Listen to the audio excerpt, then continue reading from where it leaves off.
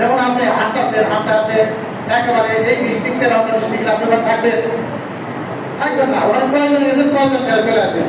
এই যে মসজিদে যারা আছেন সবাই হলেন পথিক মুসাফির, মানে কি একটা সফরে দুনিয়ায় আসছেন, সফরটা কত সংক্ষিপ্ত। বয়স যদি আপনার 80 হয় তাহলে আপনি 40 বছর ঘুমান, ঠিক কিনা?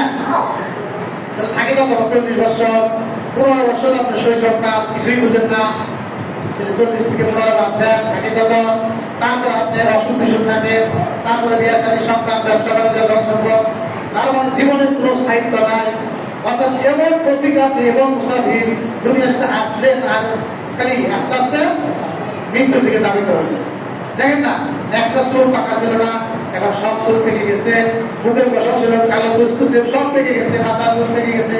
তার মানে কি আপনাকে বলা হচ্ছে তুমি তাড়াতাড়ি প্রস্তুত হও, আজ রাত কিন্তু আসছে, এটা তোমার বাড়ি না, এটা তোমার ঘর না, তোমার ঘর হলো ওই বাসতলায়, ওই ঝাউতলায়, ওই অনুষ্ঠানে, ওই গুরুস্থানে। সুতরাং ওইখানে যাওয়ার জন্য যা যা দরকার, ভিসা, পাসপোর্ট, এবং ওই এলাকায় যত টাকা চলে সেই টাকা নেন। আমেরিকাতে গেলে কি বাংলাদেশে চলবো বলা, খবরে গেলে কি আপনার দুনিয়া চলবো, 1 টাকার মালিক থাকবেন না। এখন বেশি বেশি দান করেন, বেশি বেশি কোরআন তেলাওয়াত করেন, বেশি বেশি নফল নামাজ করেন, খবরে গেলে যেন আল্লাহ তাআলা সাহায্য করেন।